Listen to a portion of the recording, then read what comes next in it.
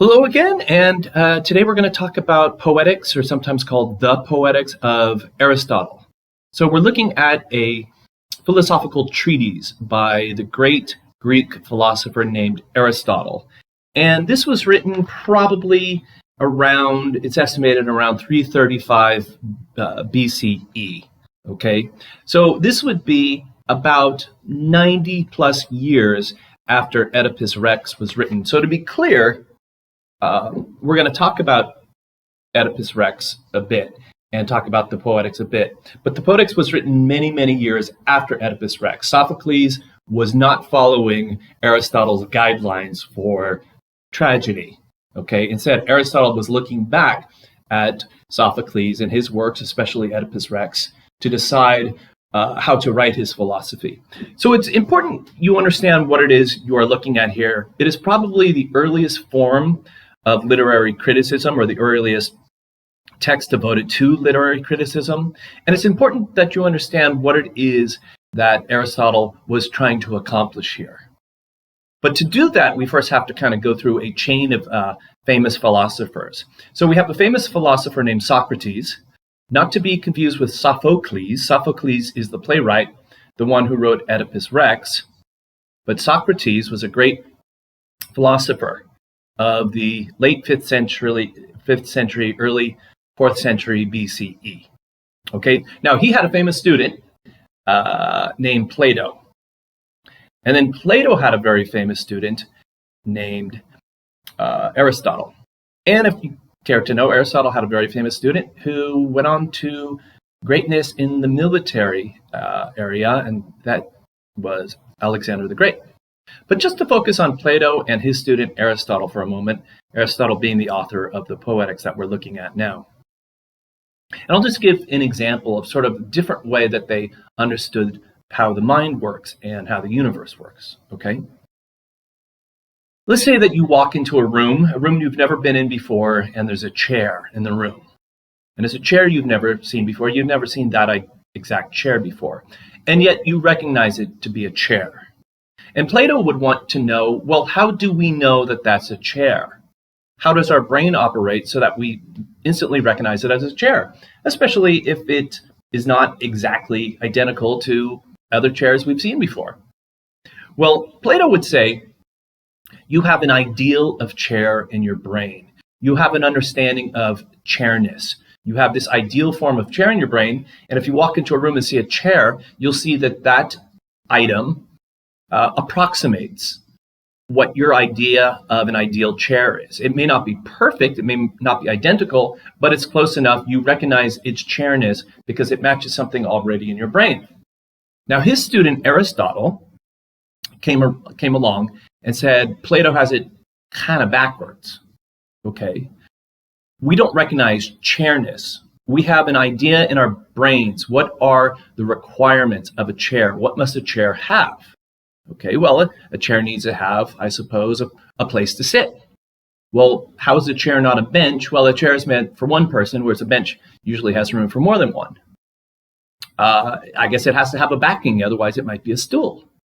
Okay, generally speaking, it has 4 legs, and your knees bend on the seat and then touch the ground or come close to touching the ground.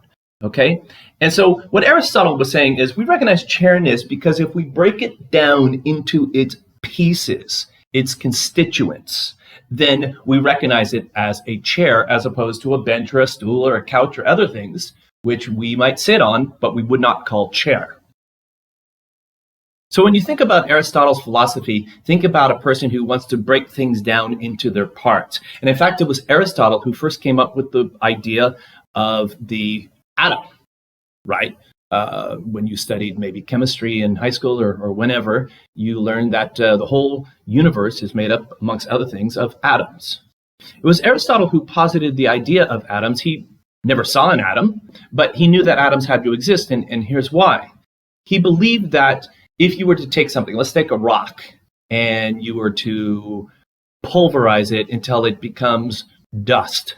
Well, each one of those pieces of dust could probably be broken down into something even smaller and smaller and smaller and smaller until you couldn't even see it, okay? But he also knew mathematically If you took an infinite number of infinitely small things, you would still have nothing.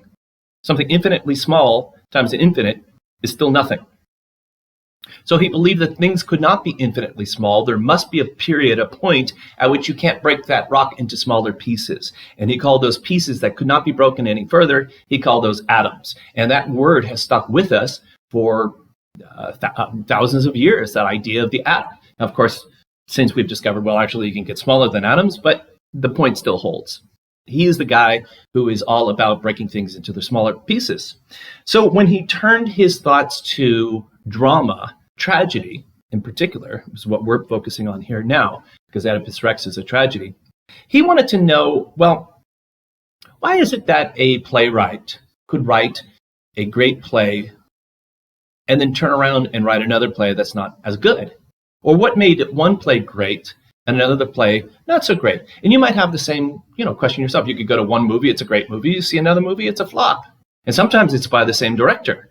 And you might ask, well, if this director knows how to create a great movie, or this writer knows how to write a great novel, why don't they do it every time? Why don't they only write great novels or produce great movies? Why do they ever create something which just doesn't work? Or a musical artist. Why is it that a musical artist, maybe somebody you really love, produces a great song and then produces a really bad song, a song you don't like at all? And well, why doesn't that person just create the good ones? Okay, Aristotle actually wanted to answer this question. And what he believed, as far as tragedy is concerned, is that you could break it down into its small pieces. And if it had the right ingredients, you can have a great tragedy. Now, how did he go about doing this? Well, he looked back at great tragedies of the past, in the previous century. And he looked back even more than 90 years looking at Oedipus Rex. And he believed Oedipus Rex to be a great tragedy. And he took Oedipus Rex and a few others, and he decided, okay, what is it if I break it down into its pieces? What are the essentials that a great tragedy must have? And that's what we're looking at here now, the Poetics. Okay, it really is sort of a recipe for, in this case, tragedy, but it really could be applied to many of the arts. If we break it down into its smallest pieces, how do we therefore know what it is that makes one tragedy successful and another one not so much? So let's go to chapter 6. Okay, and if we look at the second line of chapter 6, he says, let us now discuss tragedy, bringing together the definition of its essence that has emerged from what we have already said. So here comes his definition of tragedy. Tragedy is then an imitation of a noble and complete action having proper magnitude. Okay, so I will break down his pieces here. It is an imitation, so it's not real. We know when we're watching a play, it's not real, it's actors acting, right? But it's imitating something real. Of a noble and complete action. So for Aristotle, tragedy has to be about something noble. It can't be about something small, something unimportant, or about what he would consider to be unimportant people. If the guy who picks up your trash, in my case, Friday mornings, if somehow he gets his thumb stuck in the machinery and he loses his thumb as a result, that would be a complete tragedy in his life. But according to Aristotle, that would not be a fit subject for tragedy, nor would he be, because he's not of nobility. So it would be a complete and noble action, noble and complete action. In other words, it has to have a sense of wholeness. Okay, it's not all of Oedipus's life, Oedipus Rex, but it has a sense of wholeness, a sense of completeness. Okay, having proper magnitude. So again, it can't be about the guy who picks up your trash. Okay, it has to have proper magnitude. It has to be perhaps the fate of an entire city like Thebes is at stake. It employs language that has been artistically enhanced by each of the kinds of linguistic adornments applied separately in the various parts of the play. So what this means to us is the way that Oedipus and Jocasta and Creon and Tiresias are speaking are not the way that your common Athenians walking around Athens, ancient Greece, would be talking to each other. It is purposefully adorned. It is enhanced language. Okay? It is presented in dramatic, not narrative form. Okay, so even though you can have a narrator in a play, Oedipus Rex doesn't have a narrator. It just has characters doing actions and saying things. Okay, this is the only form we're reading this semester that doesn't have a narrator. Short stories have narrators, poems have narrators, novel you're going to be reading has a narrator. Only dramatic forms like plays and films, that sort of thing, doesn't have to have a narrator. Instead, we have characters doing all the talking that maybe the narrator would have helped us out with. So it is presented in a dramatic, not narrative form, and achieves through the representation of pitiful and fearful actions the catharsis of such pitiful and fearful incidents. Okay, so I want you to write down that word catharsis. Okay, and I'm going to give you the definition. Here's the definition. So the catharsis is the purgation. In other words, you are purging your body of these emotions. It is the purgation, the expelling from your body. So the purgation of powerful emotions, especially pity and fear. Pity and fear. Now, when you go to see a movie, let's say a friend of yours says, "Oh, you got to see that movie. It's so sad. Oh, you're going to love that movie. Oh my God, it's so sad. Oh, that movie's so sad." Part of you says, "Yeah, I want to go see that movie. Oh, is it really sad? Oh, I want to see that movie." Why? Why do we do that? Why do we do that to ourselves? Don't we have enough sadness in our lives? Why do we want to go and watch something else that is going to fill us with pity and fear? Well, Aristotle would say it is to achieve catharsis, that we want to expel from our body these powerful emotions. We want to feel drained. We want to have a cry, but we want it to be a good cry. And when we watch a tragedy, we may be moved by it. We may be moved to tears by it. I think Sophocles expects us to cry by the end of Oedipus Rex. So we may be moved by it. Okay, but we do so from a safe distance. And so we get to safely expel these powerful emotions. We feel drained by the end, but in some ways we feel better. We feel edified. And not just in a sense, well, I thought my life sucked until I saw Oedipus, and now I feel better about my life. Not just in that way, is you get to go, your emotions get to go through the ringer. Okay, you get to go on an emotional roller coaster, and in the end, you're left spent, perhaps sadder, but wiser. And it is supposed to be a positive experience, something that you live through from a safe distance, and you empathize, and that it's ultimately a positive experience.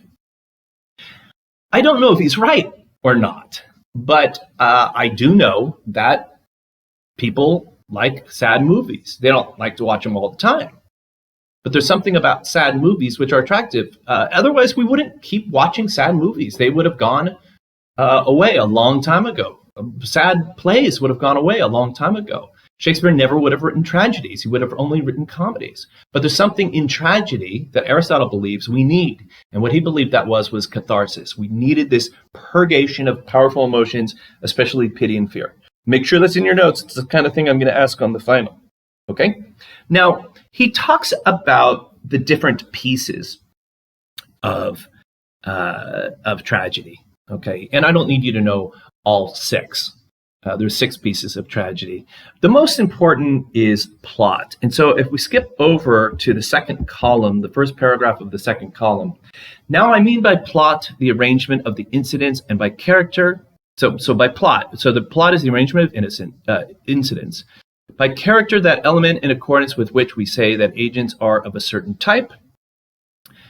So that we have to have plot, we have to have characters. We talked about this last time. You can't just have an empty chair on the stage. You have to have a character. And by characters, we expect characters to be of a certain type. Okay, in other words, we expect a king to act like a king. We expect a queen to act like a queen. We expect a shepherd to act like a shepherd. You see a shepherd walk up and you say, okay, I have certain expectations of the shepherd. Okay, that might be very different from the expectations I have from Jocasta, for example. The third part is thought.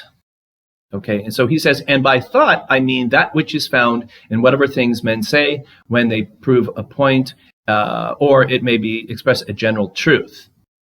Okay, and then he talks about the 6 parts of tragedy. So I think the closest we would have in English to this idea of thought is theme. It has to have ideas. We have to bat ideas around. It has to tackle some issues which are relevant to our lives. Now let's skip over to 7. Now that we have defined these terms, let us discuss what kind of process the arrangement of incidents must be. So the arrangement of incidents, that's the plot. What are we told, and in what order are we told these things? Now, interestingly, in Oedipus, the plot of Oedipus is not of a man who kills his father and sleeps with and has children with his mothers. That's not the plot of Oedipus Rex. Okay, that's not what you and I, if we go to see the play, are watching. We are watching the plot of a man discovering what he has already done, and therefore who he is and what he is. Okay, so hopefully that makes sense. If somebody sees you reading Oedipus Rex and says, "What's that about?" Don't say it's about a man who kills his father and sleeps with his mother. Say it's about a person we watch in real time, this person discovering he has already done these things. So that's the arrangement of incidents. And then a lot of it is just we get to hear from different people about things in the past. Interestingly, I think, is that one of the first events in Oedipus's entire life, being taken from Jocasta as a baby, Jocasta handing over to the baby to the person who we know as the shepherd. That's one of the earliest things that happened ever in Oedipus's life. And yet that's the final piece of the jigsaw puzzle that we find out that solves the riddle for Oedipus. So one of the first things that happens to him in real life is one of the last things that we watch him discover about himself. And Sophocles is enough of a genius to know that we'll find that interesting. Okay, so now that we have defined these terms, let us discuss what kind of process for the arrangement of incidents must be, since this is the first and most important element of tragedy. The most important thing is the plot. We have posited that tragedy is the imitation of a complete and whole action having proper magnitude. We saw that before. For it is possible for something to be whole and yet not have any considerable magnitude. Okay, so if it's not about something important, not proper magnitude, it's not tragic, according to Aristotle. And why I want to emphasize this now is that Arthur Miller, the next play you're going to read is by Arthur Miller, Death of a Salesman. He's going to come along and say, actually, no, an ordinary salesman living an ordinary life can be a tragic hero as well. Okay, so we want to make sure that we understand what he's talking about here. For it is possible for something to be whole and yet not have any considerable magnitude. To be a whole is to have a beginning and a middle and an end.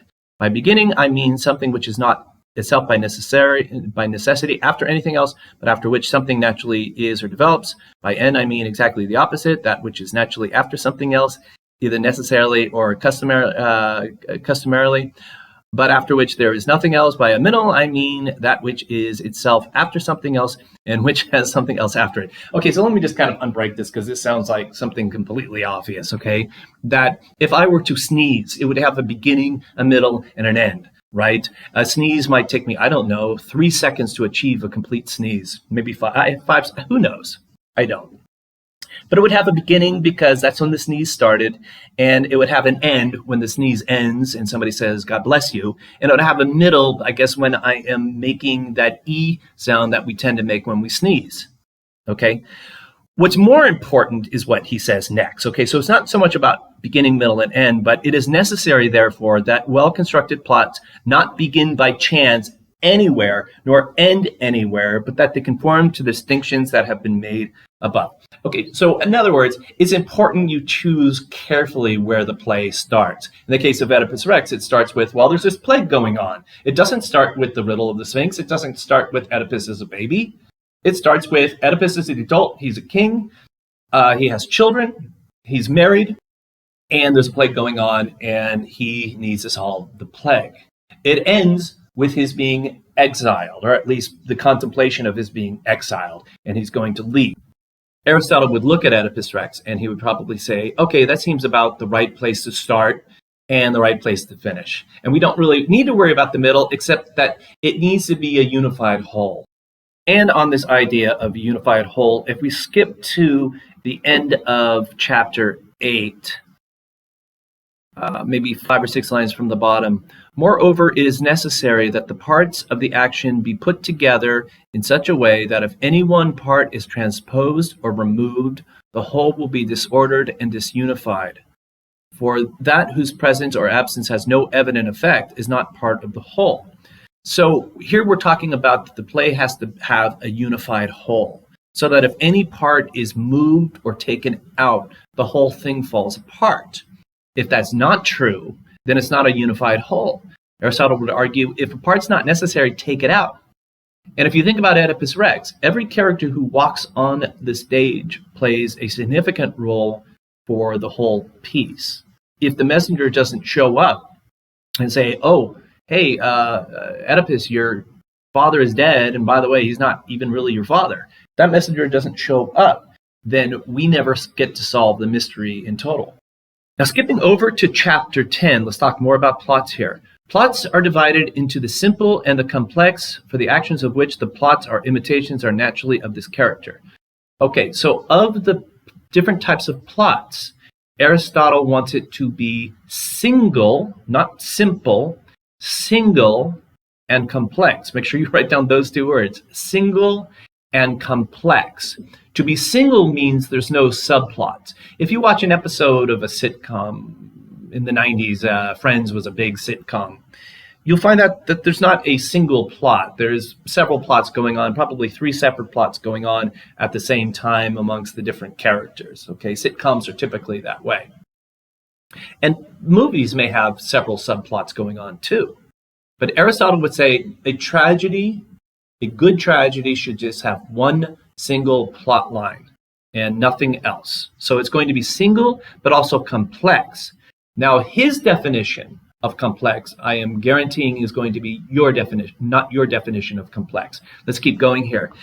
An action that is, as has been defined, continuous and unified, I call simple when its change of fortune arises without reversal and recognition, and complex when its change of fortune arises through recognition or reversal or both. Okay, now, I want to introduce 2 terms here. You don't need to know the Greek words for it. Okay, the Greek word is anagnoresis, is for recognition. Anagnoresis is for recognition. Think of that idea of recognition. Think of Joyce's idea of epiphany. Okay, and we've seen that in a lot of the short stories we've read. We have this recognition. Aristotle said you have to have that. You have to have that moment of recognition. And for Oedipus, it's when he realizes, oh my God, this is who I am. This is what I've done. It's that moment of recognition. But then what should go along with that is what he calls reversal. And by that, he means reversal of fortune. And again, you don't need to know this, but if you want to sound really smart, you can say peripeteia, because that's what peripeteia means, reversal of fortune. And so Aristotle says it's complex. A plot is complex when its changed fortune arises through its recognition or reversal or both. Okay, so in this case, Oedipus has a change of fortune. Oedipus's life is destroyed. He has this reversal where he falls from very, very high elevated status to a very, very low elevated status. And why? It's not because of what other people do to him. It's what he recognizes about himself. So he first has the recognition, and it's the recognition itself that leads to the reversal of fortune, from high fortune to low fortune. Okay, which destroys his life. Now, these aspects of the plot must develop directly from the construction of the plot itself. Okay, so that these things have to happen from the plot. The fact that there's a recognition has to come from the plot. And Oedipus Rex, obviously it does. In fact, that's what the whole plot's about, right? Is we're watching a person trying to solve a riddle. And then that riddle kind of keeps changing or expanding, and he's trying to solve that riddle. Okay, so that obviously comes from the plot itself. And of course, because of who and what he is, he's going to discover the answer to the riddle, and it's going to destroy him. That recognition of who he is and what he's done destroys him, brings about his reversal of fortune, from good fortune to bad fortune. So he says, so that they occur from prior events either out of necessity or according to the laws of probability. So everything that happens in a plot either has to be necessary or probable. So once Oedipus was given this riddle, hey, there's a plague going on, can you help us out? There was no way he was going to let it go. When Jocasta says to him, let it go, you don't want to know who you are, oh, I hope you never know who you are, it would be improbable that he would say, you know what, you're right, I don't need to know, I'm living a happy life, let's just let it go. No, that would be completely improbable. Everything that happens, once he was set to solve a riddle, everything that happens was either necessary or probable. For it makes quite a difference whether they occur because of those events or merely after them. So plot is not just events that happen, incidents, episodes that happen, but episodes that happen because of previous episodes driving them. Okay, and skipping over to the latter part of 11, just to be clear that Aristotle's looking at Oedipus to say, okay, what's the best way to do it? Because Oedipus seems to do it so well. About 6 or 7 lines from the top. The most effective recognition is one that occurs together with reversal. For example, as in the Oedipus. Okay, so the very best, the most effective, is that in this case, recognition happens. Oh my God, that's who I am. That's what I've done. And then the reversal, that has destroyed my life. I will never be happy again. I'm going to blind myself and ask to be exiled.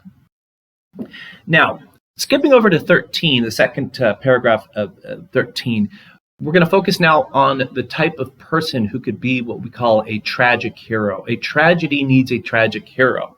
And Aristotle would say it can't just be anyone. Arthur Miller would come along and say, yeah, it could be pretty much just about anyone could be a tragic hero. But Aristotle is saying, no, you have to have these specific traits, okay? Since the plot of the best tragedies must be complex, not simple, okay, meaning that you have a recognition and a reversal, one causing the other. And the plot of a tragedy must be an imitation of pitiful and fearful incidents, where this is the specific nature of the imitation under discussion. So in other words, it's got to cause a catharsis, right? You're going to be drained by the end of it. That's the idea. It is clear, first of all, that unqualifiedly good human beings must not appear to fall from good fortune to bad, for that is neither pitiful nor fearful. It is rather repellent. Okay, so a perfect person, a person who's never done anybody ever harm, is not a good tragic hero, because when we see this person fall, we don't find it fearful or pitiful, we find it repellent. I guess that's because you and I can't identify with a perfect person. You and I, we're not perfect people. We're not unqualifiedly good people. We're a mixed bag. We all are. I guess we can't really identify, and so we're not going to feel pity or fear for a perfect person. Okay, a tragic hero doesn't really have it coming, but is not a perfect person. Okay, let's keep going. Nor must an extremely evil man appear to move from bad fortune to good fortune, for that is the most untragic situation of all, because that has none of the necessary requirements of tragedy. Okay, so an evil person can't move from bad fortune to good fortune, because we would hate that.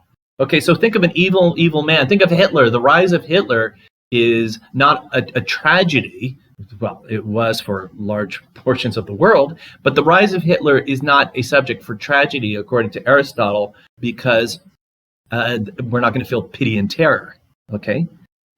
And at the same time, furthermore, a villainous man should not appear to fall from good fortune to bad, for although such a plot would be in accordance with our human sympathies, it would not contain the necessary elements of pity and fear.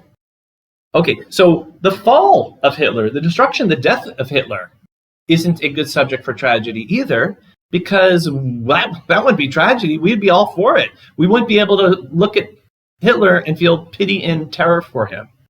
Okay, and so he says, for pity is aroused by someone who undeservedly falls into misfortune. Well, an evil person deserves any fall he or she gets, right? And fear is evoked by our recognizing that it is someone like ourselves who encounters this misfortune. Okay, so we have to be able to identify with the character. Otherwise, we're not going to feel pity and fear for that character. Skipping a line, therefore, the emotional effect of the situation just mentioned will be neither pitiful nor fearful. What is left? Okay, so what have we got? What are we left with? It can't be a perfect person who falls, and it can't be an evil person who rises or falls. So what is left? This is what the tragic hero must be, according to Aristotle. What is left after our considerations is someone in between these extremes. This would be a person who is neither perfect in virtue and justice, nor one who falls into misfortune through vice and depravity. Okay, so it's not a perfect person, but it's also not a person who falls because he's a bad person. Okay, so Oedipus falls. He's not perfect. He seems to be kind of arrogant. He seems very prideful, and it's probably his pride, that particular character flaw, tragic flaw, we'll call it, that causes his fall. He couldn't let a riddle go. And maybe that's a manifestation of his pride, his ego. But he also doesn't fall because of vice and depravity. Okay, he doesn't fall because he's a bad, evil person, but rather one who succumbs through some miscalculation. Miscalculation is this translation's closest translation to the idea of tragic flaw. And I want you to write that down. Write down the words tragic flaw. Because a tragic flaw doesn't have to be a miscalculation. A miscalculation should be something bad happens because you left your wallet or purse on the bus. Okay, you left it, and then all kinds of bad things happen as a result of that. Your life just absolutely falls apart because of that one little mistake, that one stupid thing you did, okay, or some sort of miscalculation. A tragic flaw can also be, and is more likely, a character flaw, okay? And that the most common character flaw is something called hubris. Write that down, Hubris, hubris.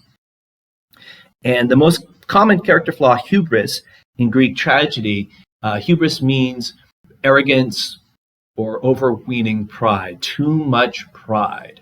If you have too much pride and arrogance, you are going to be brought down. He must also be a person who enjoys great reputation and good fortune, such as Oedipus. Well, there's Oedipus again. Thyestes and other illustrious men from similar families. It is necessary, furthermore, for the well-constructed plot to have a single rather than double construction, as some urge. Okay, so remember, single and complex, not simple and complex, single and complex. One plot, but a complex plot and complex meaning that the recognition causes the reversal or vice versa. One causes the other.